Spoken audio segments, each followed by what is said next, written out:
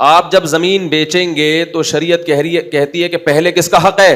جن کی زمین آپ کی زمین سے ٹچ ہو رہی ہے. اگر وہ مانگ رہے ہیں تو کسی اور کو دینے کی اجازت نہیں ہے آپ کو, ان کو دینی پڑے گی آپ کو, تاکہ ان کی مرضی کا پڑوسی آئے پڑوس میں, ان کی مرضی کے خلاف پڑوسی نہ آئے. اس کا مقصد یہ ہے.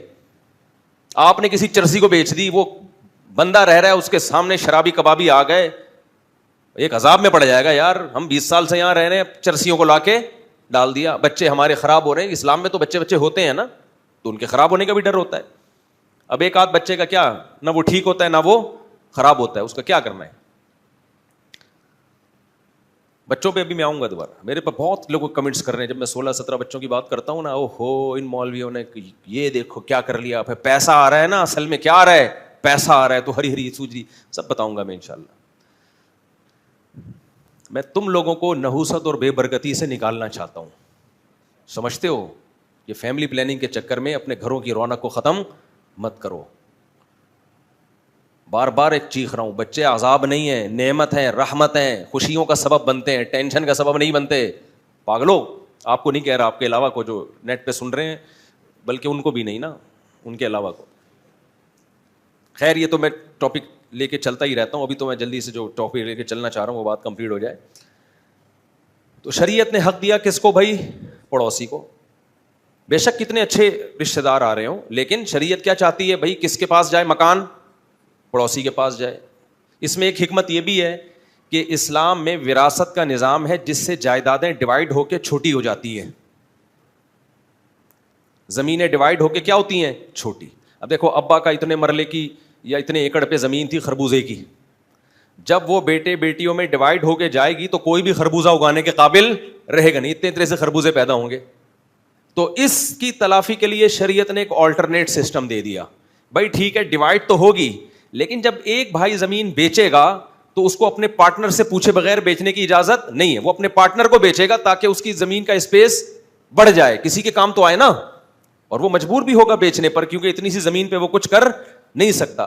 تو ایک آدمی کے پاس اس زیادہ اسپیس والی پراپرٹی آ جائے, بجائے اس کے کہ لوگ اتنے سے, جیسے گلستان میں جوہر میں دیکھو نا آپ, لوگ مجھے کہتے ہیں مفتی صاحب زیادہ بچوں کی ترغیب دیتے ہو, آپ غربت کا حال دیکھو, ایک ایک فلیٹ میں 8 بچے ایک ایک کمرے میں گھسے ہوئے ہیں. اس سے بہتر نہیں تھا 2 بچے ہوتے, اسپیس ہوتی ان کے پاس. نہیں ہے بات سمجھ, دوبارہ سے.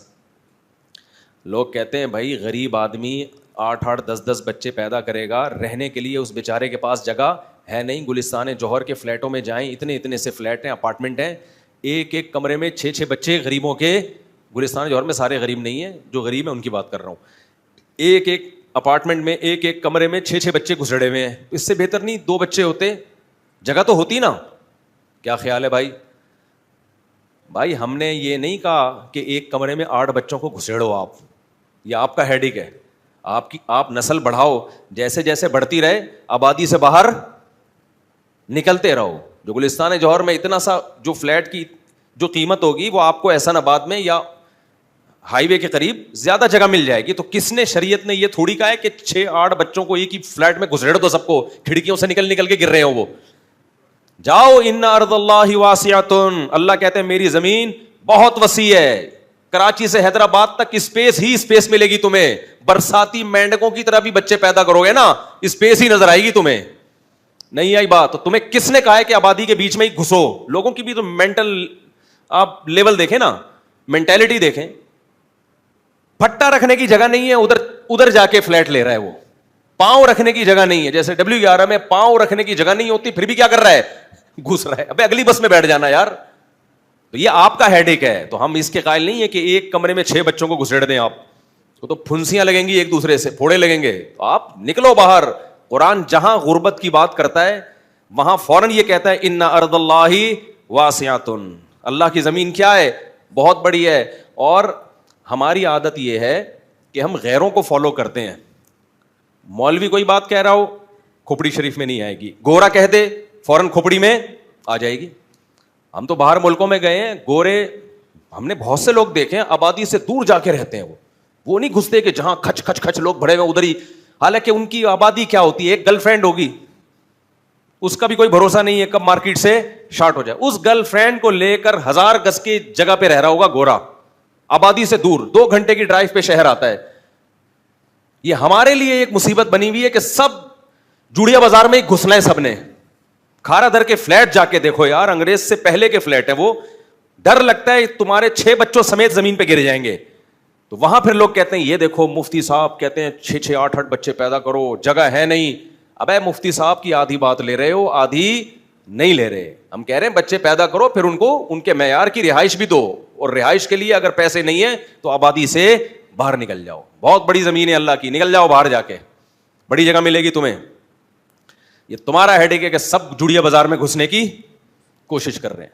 تو ایک ایک پھٹا جوڑیا بازار میں کروڑوں روپے کا ملتا ہے, اتنی سے پھٹے کی جگہ. ایک آدمی سے میں نے پوچھا, اتنا سا پھٹا لے کے بیٹھا ہوا ہے نا جوڑیا بازار میں, میں نے کہا یہ پھٹے کی اسپیس کتنے کی, تو 1.5-2 کروڑ روپے بتا رہا تھا, یہ اتنی سی ہے. تو خیر بزنس کے پوائنٹ آف ویو سے تو ٹھیک ہے. گورے کیا کرتے ہیں, ریزیڈینشل ایریا ان کے الگ ہوتے ہیں اور کاروباری علاقے الگ ہوتے ہیں. ہمارے یہاں جہاں کم بخت بزنس ہے وہیں گھسا ہوا بھی ہوگا. ایک پھٹا ہے اس کا, اوپر ایک پھٹے پہ بیوی رہ رہی ہوگی, اوپر والے پھٹے پہ میاں رہ رہا ہوگا, اور اس سے اوپر والے پھٹے پہ 8 بچے رہ رہے ہوں گے اس کے. تو پھر لوگ کہتے ہیں یہ دیکھو اس ملک میں پاؤں رکھنے کی جگہ نہیں ہے اور بچے اسپیڈ سے پیدا ہو رہے ہیں. تو ہمارے جو 18 ماشاء اللہ بچے ہیں تو وہ ایک ہی کمرے میں نہیں ہیں, وہ 4 الگ الگ گھروں میں ہیں. سمجھتے ہو کہ نہیں سمجھتے؟ یہاں پر پھر وہ سوال ہوگا, ہر آدمی کے پاس 4 گھر کے پیسے نہیں ہوتے, تو ہمارے پاس بھی نہیں تھے, لیکن گھر ہمارے شروع سے ہی ہیں. یہاں پھر اللہ پہ توکل کے بغیر یہ چیزیں سمجھ میں نہیں آتی ہیں. اللہ کہتا ہے بچہ پہلے آئے گا, ماں کی چھاتیوں میں دودھ بعد میں آئے گا, رزق بعد میں آئے گا. آپ کہتے ہو پہلے پیسے آئیں گے پھر بچے آئیں گے. اللہ کہتے ہیں نہ پیسہ آئے گا نہ بچہ آئے گا. ٹھیک ہے نا, ویسے کا ویسے ہی مرے گا تو. کندھا دینے والے بھی محلے پڑوس سے بلوانے پڑیں گے عیدی سینٹر سے. ابھی دیکھو نا جنازے جتنے فوراً عیدی سینٹر جا رہے ہوتے ہیں, کوئی غسل دینے والے لوگ نہیں ہوتے. تو اپنی زندگیوں کو برباد مت کرو. ہم کوئی پاگل نہیں ہے جو چیخ چیخ کے تمہیں سمجھا رہے ہیں. ہمارا کیا فائدہ تمہاری نسل بڑھے نہ بڑھے, ہمیں تھوڑی کوئی پیسے ملیں گے اس کے.